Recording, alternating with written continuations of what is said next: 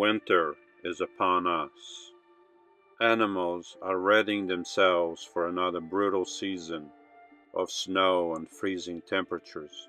Those that can fly away must do so now, before it's too late, while many remain to face nature at its worst.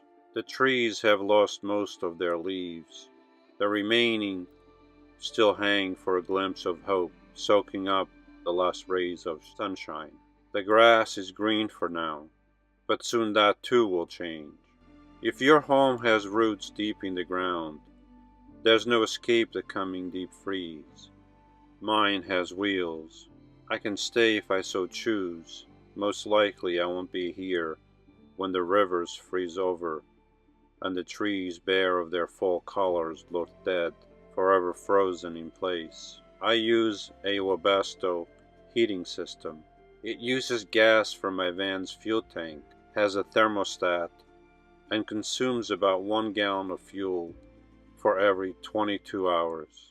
So if you have to live somewhere through the winter, and the winters where you have to live are very cold, and you live in a van like mine, your options for staying warm are diverse. You can just bundle up with a nice sleeping bag, some blankets, fleece blankets and stuff like that, and stay warm without heating up the inside. You can use a body heater. You can use the Wave 3, probably the best heater for a small space like my van. You can use the Wave 6, which will put up more heat, and I think they have the Wave 9 or something like that. You can use a tiny wood stove. There's many out there. I looked at them in 2014 when I was first thinking of moving into a van. You can use, what else you can use? You could use propane heaters. You could use something like what I have. And what I have is called a Webasto. It's made in Germany. They're made for vehicles, for trucks, for cars. When I was originally looking at mine, I didn't realize, I think mainly because maybe it was my fault because I didn't have enough patience to keep looking, or maybe it was because the website for Webasto is not the best. But when I looked, I couldn't find something where it said that they had a Webasto for a diesel vehicle. I did see the type of the Webasto that I have for a diesel vehicle. I even thought of maybe putting a little small tank and fill it up with diesel just to run the Webasto. And then I scrapped that idea for a while. And then a friend of mine reminded me that, yes, indeed, they make these Webasto heaters for diesel engines. And I had my Webasto installed a couple years ago. And it was like one of the best investments that I ever made. All I got to do is turn the dial, set it whichever way I want, and it'll run all night at the same temperature, whatever I set it for, 65, 75, 85. It doesn't matter what I set it for. It's going to stay around there all night long. And it doesn't matter how cold it is outside. It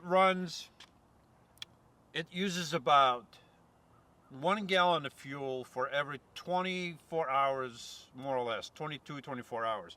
Now, the amount of fuel that you're going to use varies and depends with the weather. If it's very cold outside, your heater is going to be working full time, and it's probably going to use a little bit more fuel. If it's not as cold, it's going to use less fuel.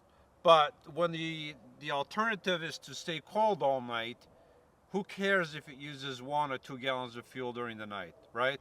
And you don't have to go buy propane. You don't have to go buy any of that stuff. Where you have to locate your Webasto is very important. You need access underneath the van or whatever vehicle you have for the exhaust pipe and the air intake for the combustion.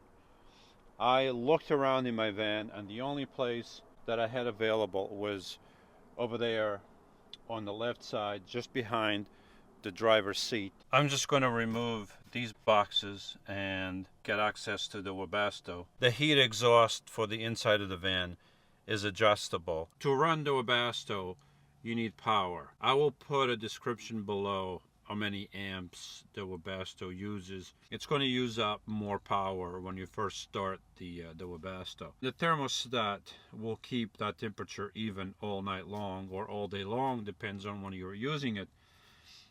And once it's just maintaining that temperature, the power that's going to use is a lot less than when you first start the Webasto. This here is where I have the Webasto, the wires from the Webasto.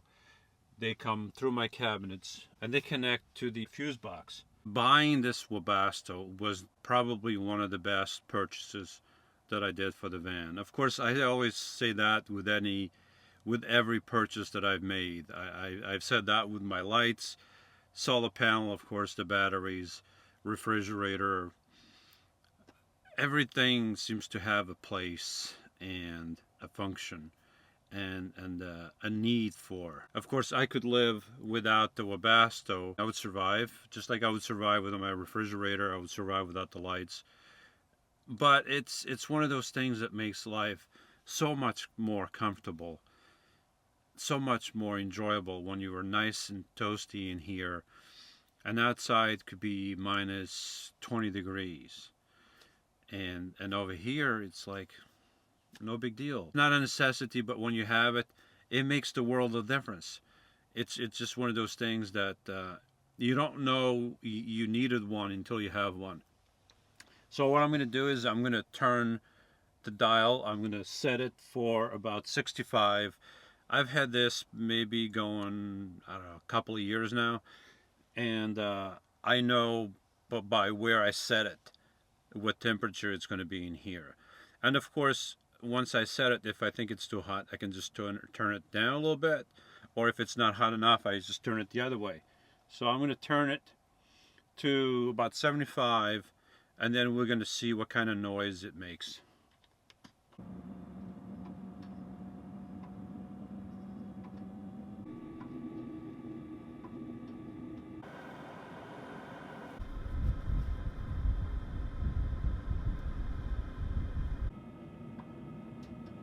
I'm about 10 feet from the van. You definitely can hear the sound outside, but I'm over here in a quiet place. Usually where I park where there's ambient sound all around me. Even with the muffler for the exhaust and the muffler for the intake, it still makes a little bit of noise. I do have the heater on a lot higher than I usually have. One of the beauties of this Webasto system is that it goes right into your gas tank. There's a hose that they had to drop my fuel tank basically, and they drilled a hole in the tank, something that I wouldn't do. That's why I took it to an installer, and there's a hose that goes in there. It's a little short of the bottom of the tank, so you'll never run out of fuel. That's one of the things that's neat about it, that it doesn't go all the way to the bottom, so you're not going to be camped somewhere and all of a sudden you're nice and toasty inside, but you don't have any fuel to drive your van. You probably can still hear the sound over here if I stay quiet for a second. Of course, I have this turned on much higher than I usually do, but it is noticeable. But so far I haven't had any issues. When I needed to turn it on, I turn it on. I just had it on this morning, and if somebody noticed it, I think most of the times what happens is people are walking by, they're going to their destination, whatever they're doing, and they hear a sound, if they even bother to notice it, and they're not quite sure where the sound is coming from, and they'll just go on their way. So now if I'm parked somewhere isolated with no traffic noise, no noise of any kind, it's very quiet, and I have the heater on, someone's going to notice it. But if somebody has, they never said anything, and I just can't say enough about the Webasto. So far, I'm very happy with it. I'm very happy with the installation. I haven't had any issues with the unit, with anything, except with the way they installed it, where they didn't seal the bottom correctly. I had to do that. I have those videos. I'll put a link below for those videos. Other than that, if you can afford one, I would highly recommend for you to get a Webasto, either a diesel unit or a gas unit like I have. And right now, that heat is calling my name because it's kind of chilly over here, even though I'm in my shorts. So, why should the nations say, "Where now is their God?" But our God is in the heavens. He does whatever he pleases. Their idols are silver and gold, the work of men's hands. They have mouths, but they cannot speak. They have eyes, but they cannot see. They have ears, but they cannot hear. They have noses, but they cannot smell. They have hands, but they cannot feel. They have feet, but they cannot walk. They cannot make a sound with their throat. Those who make them will become like them, everyone who trusts in them. Psalm 115, 2-8.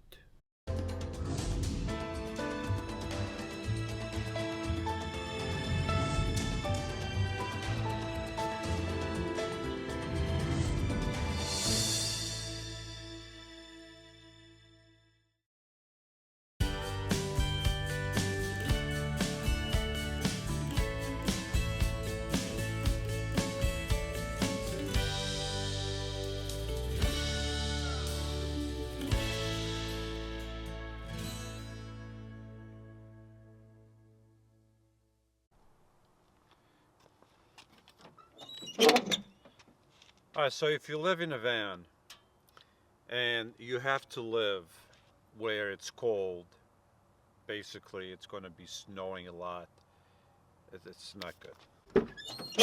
So if you have to live somewhere where it's cold and snowing, but especially, so if you live in a van and you have to live where it's cold during the winter, of course it wouldn't be cold during the summer.